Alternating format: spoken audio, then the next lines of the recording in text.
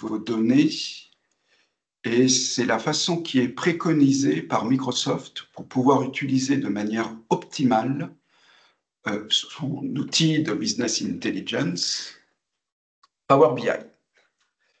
Donc, il est essentiel de bien comprendre à la fois ce que c'est un modèle en étoile, comment y parvenir, et c'est intéressant quand même de savoir pour quelles raisons ce modèle en étoile est préconisé par Microsoft et par d'autres structures, bien entendu. Alors, on va travailler à partir d'un exemple concret. Ce sont des données qui concernent des ventes immobilières, des ventes de maisons, d'appartements, et les prêts accordés aux acheteurs de ces appartements et maisons. Donc, il y aura des éléments sur les maisons et il y aura des éléments sur le prêt accordé. La structure des données va être subdivisée. En fait, il va y avoir six, pardon. Une table centrale qui est nommée table des faits systématiquement dans n'importe quel modèle en étoile. Là, vous voyez un début d'explication de raison pour laquelle on a choisi le nom de modèle en étoile. Donc, il y a une table centrale qui, peu importe la situation, s'appelle toujours la table des faits. On va expliquer comment elle se définit à travers donc une définition officielle et des exemples qui vont permettre d'éclairer, si besoin, cette définition. Et autour gravitent un certain nombre de tables qui sont nommées des tables de dimension. Et pareil, elles seront définies et expliquées via des exemples. Alors, on va construire la définition de la table des faits, par exemple, petit à petit. Ce qu'il faut savoir, c'est que dans une table de faits, il y a la liste des indicateurs métiers. Ces indicateurs étant souvent, mais pas seulement des valeurs numériques, hein, ça peut être autre chose que du numérique, et qui évolue suivant l'enregistrement concerné. Là, un enregistrement, c'est potentiellement une maison achetée par un client à telle date, à tel montant, etc. Et donc, les indicateurs métiers, c'est par exemple la valeur le montant d'achat de la maison. Ça peut être des éléments comme la date, et tous ces éléments-là, je n'en citais que deux, donc le montant d'achat de la maison et la date à laquelle s'est déroulé cet achat, tous ces éléments changent à chaque ligne. Ça, c'est un concept important, c'est que dans la table centrale qui est la table des faits, tous les enregistrements sont a priori différents. Donc, il y a des ventes de maisons qui se déroulent le même jour. Bien entendu, il y a des maisons qui ont le même montant, mais a priori, ces éléments-là bougent d'une ligne sur une autre, ce qui ne sera pas forcément le cas, ou beaucoup moins, dans les tables de dimension, où les éléments, les valeurs des colonnes seront un peu plus figées. Et donc, les tables de dimension, outre ce que je viens d'annoncer, ce sont des tables qui gravitent autour de cette table de faits, on peut le signifier autrement en disant qu'elles permettent de compléter le contexte autour de la table des faits, c'est-à-dire là, par exemple, si je continue sur mon exemple, autour de l'achat d'une maison. Et vous voyez donc, il y aura une table des dates, mais je vous expliquerai pour quelles raisons, c'est très particulier, une table de dates. Il y aura des éléments factuels sur la propriété vendue. Par exemple, sa surface. Sa surface, on pourrait estimer que c'est un indicateur, mais en fait, la surface d'une maison, d'un appartement, c'est figé, sauf s'il agrandit la maison. Hein. Ce n'est pas une règle immuable, le fait que les éléments de la table de dimension soient figés, mais ça doit arriver relativement rarement qu'il y ait des modifications. Donc, la surface d'une maison, elle est la même au fur et à mesure que la maison est vendue et achetée. A priori, ça reste quand même souvent très figé. Donc, les éléments dans table de dimension sont figés ou presque. Par exemple, une maison, elle a une adresse postale figée, sauf modification administrative du lieu. Vous voyez, c'est pas totalement immuable. Mais en règle générale, une adresse postale ne bouge pas. Voilà. Donc ça, c'est les premiers éléments pour comprendre sa structure de modèle en étoile. La table des faits, avec un enregistrement différent à chaque ligne, mais qu'on peut définir très facilement, vente d'une maison par un client, par exemple, et des tables des faits qui permettent de contextualiser plus précisément ces ventes par des clients. Alors, un petit focus, on va préciser tout ça, on va compléter un peu plus la définition de la table des faits. Et donc, ce sont une liste donc, de mesures. Alors, on appelle ça dans le monde Power BI, ça s'appelle des mesures. Dans le monde de la business intelligence, ça s'appelle des indicateurs. Et donc, il y a tous les indicateurs importants, par exemple, le prix de vente de la maison. Je ne reviens pas.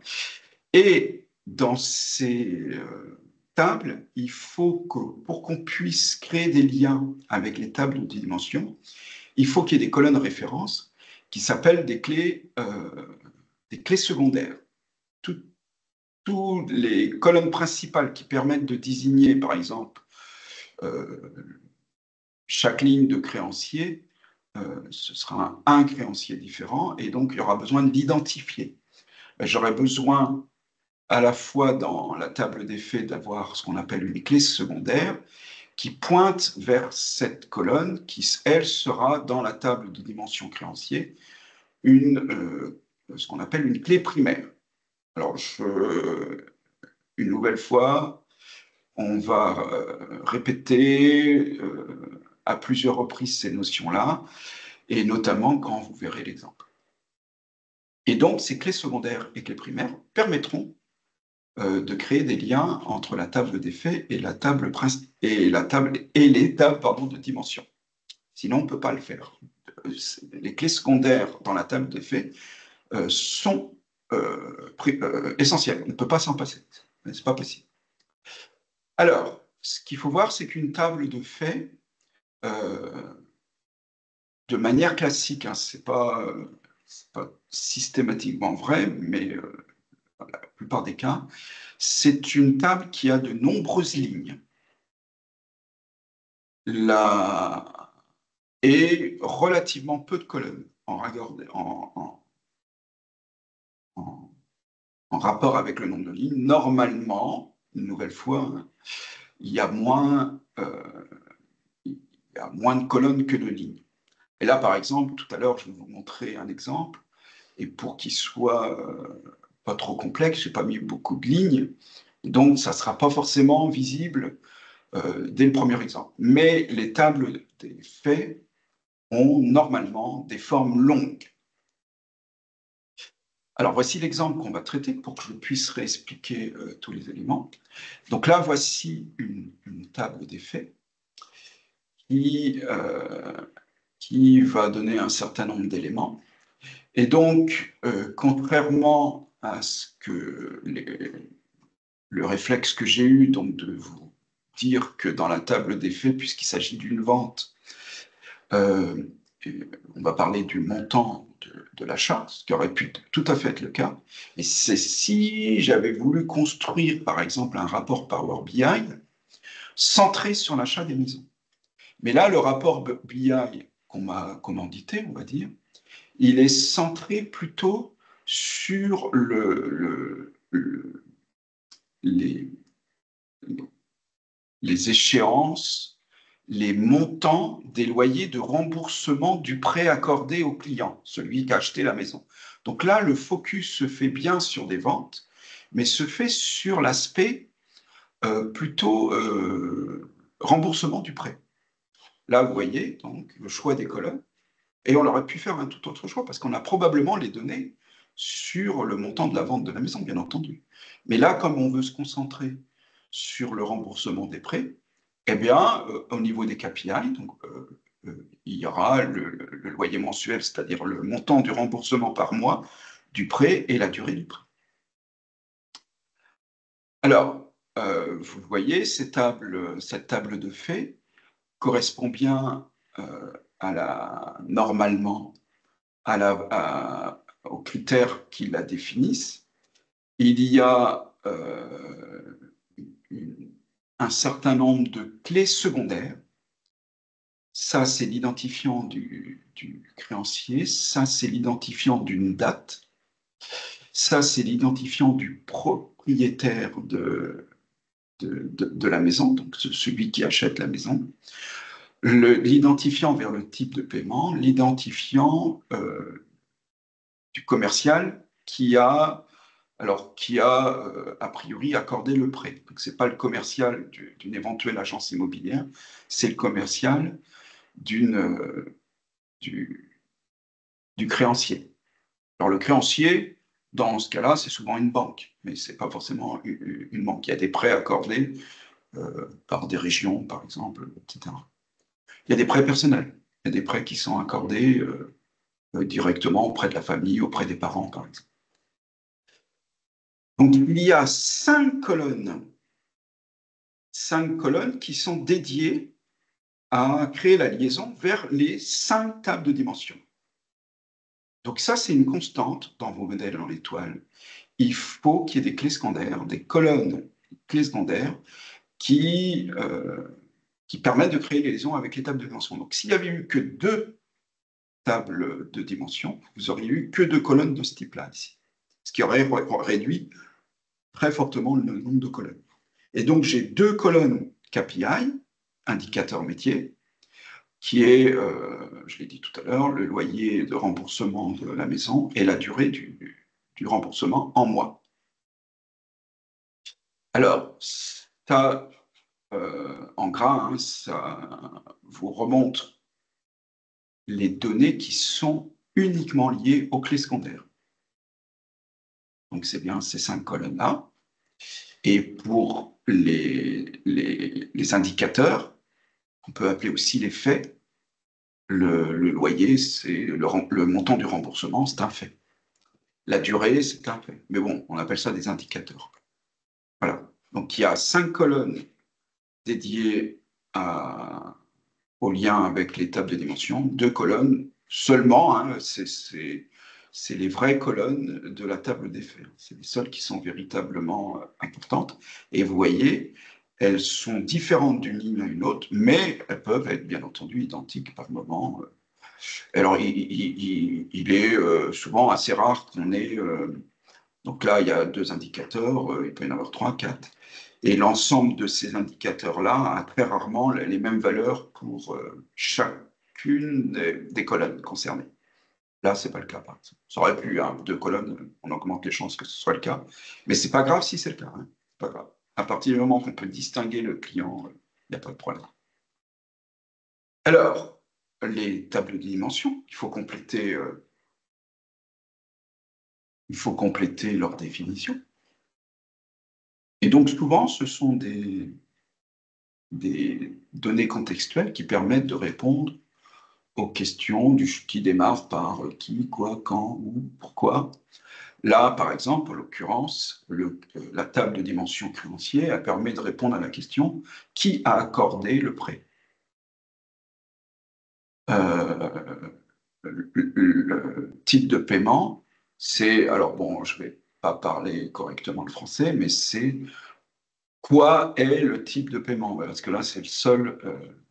Normalement, il faudrait dire quel est le type de paiement, mais c'est dans la catégorie des quoi, etc. Il y a aussi, pour illustrer avec un ou, si je peux faire 2 autres exemples, la propriété, où se situe-t-elle? Et on a l'adresse à l'intérieur de la table de dimension propriété.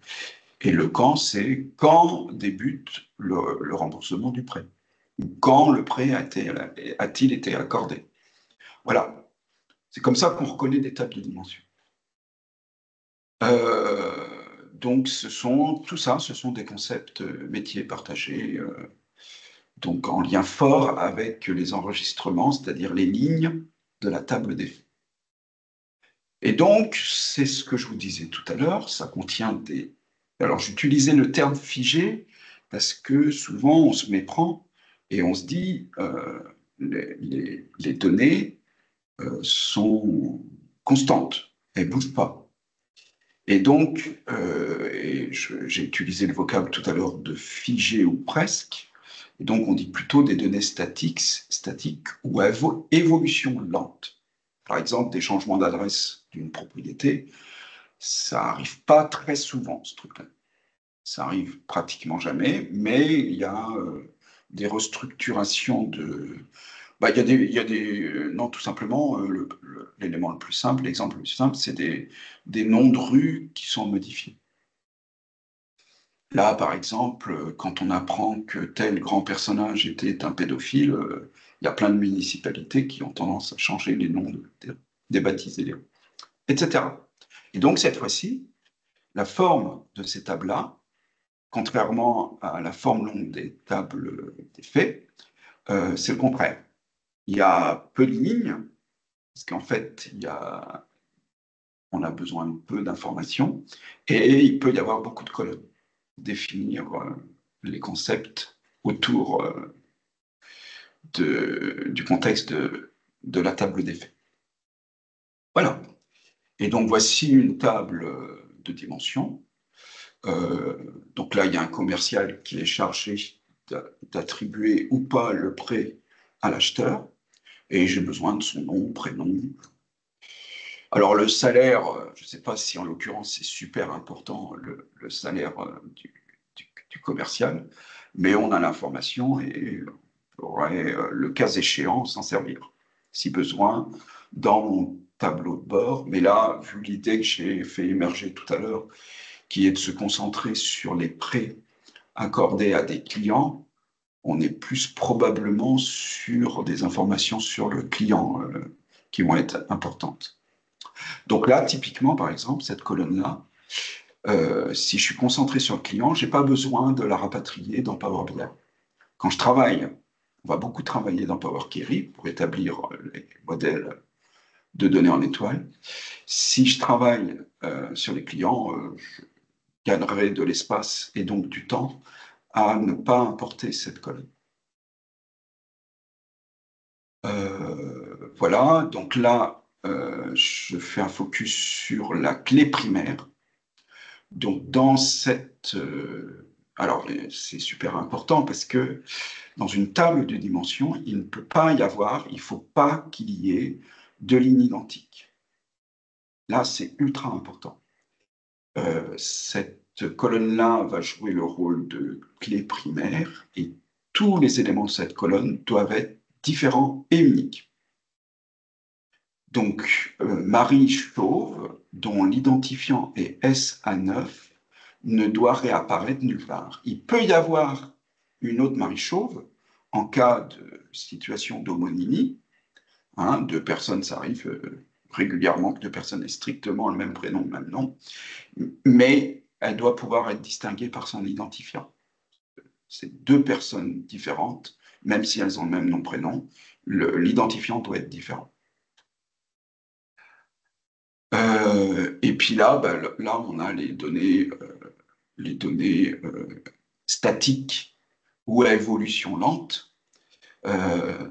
Marie, elle peut changer son prénom, hein, c'est toujours pareil. C'est assez rare que les gens changent de prénom, mais elle peut changer le prénom, elle peut changer son nom. La situation classique, c'est le mariage. La date de naissance, ça, c'est quand même très statique. Mais bon, en trichant peut-être. Et le salaire, c'est statique, mais pas trop. Enfin, il y a et heureusement, ça a tendance à évoluer. Donc, vous voyez, là, on est dans un entre-deux. Si la table des faits était centrée sur les commerciaux, cette colonne-là n'aurait rien à faire ici. Elle devrait être dans la table des faits.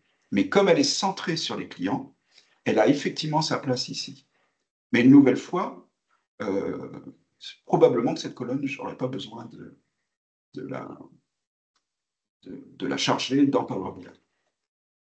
Alors, voici un peu plus détaillé que ci-dessus, ici. Voici une structure de modèle en étoile. Ça ressemble un peu à ce qu'on peut voir dans la vue modèle de Power BI. Et donc là, vous voyez, on a la table des faits avec les 5 clés secondaires, les deux, alors on ne voit pas bien la deuxième, mais c'est les deux colonnes d'indicateurs clés, le loyer mensuel et la durée du prêt. Et en gras, là, vous avez les clés secondaires qui qui permettent de créer une liaison. Là, par exemple, paiement, pardon, j'ai tout francisé, paiement type ID vers la clé primaire. Alors, les noms des colonnes clés secondaires et clés primaires, c'est pratique qu'elles aient le même, mais il n'y a aucune obligation. Vous n'êtes pas du tout obligé de donner le même nom à ces deux colonnes. Par contre, c'est moins pratique, hein. C'est plus casse-cou en fait, hein. On peut se tromper bien plus facilement si les colonnes n'ont pas le même nom. Donc moi, j'ai fait le choix dans cet exemple de leur donner les mêmes noms.